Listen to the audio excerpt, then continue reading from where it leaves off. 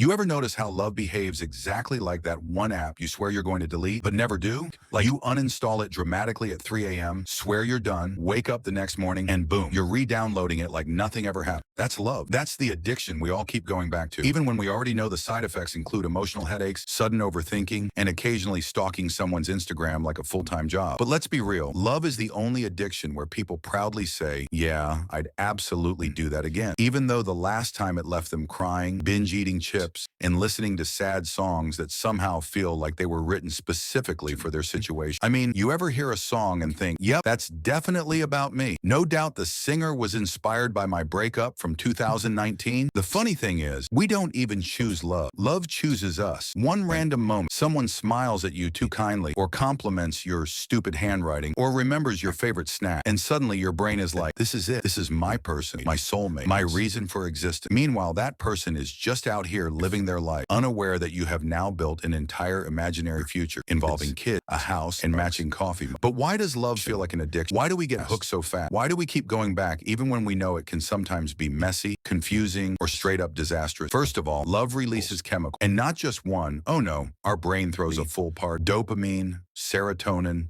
oxytocin. It's basically like your brain said, let me give you the same effect people feel after eating chocolate, winning a game, or achieving a lifelong dream, but all at once. It's not fair. It's chemically impossible to stay calm. That's why people in the early stages of love act weird. They smile at their phones for no reason. They reread messages like they're studying for an exam. They take 5 hours to choose the perfect selfie. They use emojis like they're being judged on creativity. And the worst part, they think they're being subtle. You can always tell when someone is in love. They start giving the most unrealistic advice. Just follow your heart, they say, which sounds deep until you realize the heart is literally a muscle whose main skill is beating, not making good decisions. If my heart is the one making choice, of course I'm going to fall for someone who smiles nicely but replies once every 17, because the heart doesn't care about logic. It just wants vibe. And the vibe, oh, the vibes are dangerous. You meet someone who has the exact same weird habit as you, and suddenly your brain is like, we are meant to be. No one else understands it. This is destiny. Like imagine you both dip fries in ice cream, and now your mind creates a 3-season romantic series with a happy end. That's the addiction. But let's talk about withdrawal, because if love is addictive, then heartbreak is the withdrawal phase. And let me tell you, if heartbreak were a sport, humans would all be Olympic level athletes. The symptoms are universal. You lose appetite or eat everything in sight. You start texting your friends like you're a character in a dramatic movie. You question everything from your past decisions to your hairstyle, and you start giving yourself that motivational speech like, I deserve better. I am strong. I am a warrior. And then 2 minutes later, you're staring at old photos again. The crazy part, even after the heartbreak, after all the tears, after your playlist has bullied you emotionally, after your friends have told you 47 times to just move on, what do? We fall right back in, because that's what addiction does. It convinces you that maybe this time will be different. Maybe this story will have a happier ending. Maybe, just maybe, love will finally feel the way the movies promised it would. We humans are professional. We crash, we burn, and we still come back like, one more try. I swear this time I'll be fine. But here's the beautiful twist. Love is not just an addiction to a person. It's an addiction to feeling alive. It's the thrill, the excitement, the butterflies, the nervousness, the anticipation. It's that silly joy you get when someone texts you, reached home. It's the way your entire mood changes because one specific human decided to be kind to you that day. Love makes us softer. It makes us dream big. It makes us do things we normally wouldn't do, like writing long paragraphs, taking emotional risks, or sharing secrets we swore we'd never tell anyone. And sometimes it even makes us upgrade ourselves, because love, even when messy, pushes us to grow. But let's also admit something. Love becomes addictive because we confuse the high with the connection. The high is the dopamine rush, the excitement, the thrill. The connection is deeper. It's calm, not chaotic. It's stable, not dramatic. It's when someone stays even when your hair is a mess, your mood is weird, and your life isn't perfect. That's the real deal. But most people chase the high instead of the connection, and that's where things get complicated. If you've ever wondered why you keep falling for the same type of people, even when you promised yourself not to, it's because your brain loves pattern. Even if the pattern is bad for you, your brain sees something familiar and goes, ah yes, we've suffered here before. Let's do it again. And you sit there thinking it's fake. No, it's just psychological deja vu. But don't worry, we all do. Humans are walking, talking paradox. We want stability, but we fall for excitement. We want peace, but we chase chaos. We want mature love, but we get addicted to dramatic. We want someone to understand us, but sometimes we choose someone who can barely understand their own emotions. And then we wonder why things feel complicated. Let me tell you something that might surprise. Love is supposed to feel addictive in the beginning. It's biology's way of helping humans bond. The trick is not getting stuck in the addiction stage forever. Otherwise, you'll keep chasing the thrill instead of building something. Love that lasts doesn't feel like a roller coaster every day. It feels like coming home. It feels like laughing over silly things, supporting each other on bad days, sharing food without asking, feeling comfortable in silence, and being accepted without.